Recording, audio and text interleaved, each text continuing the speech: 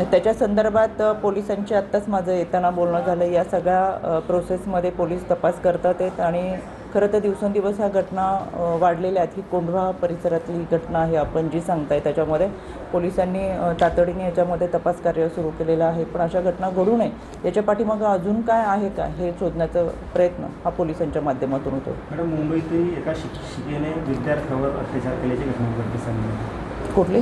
Mumbai.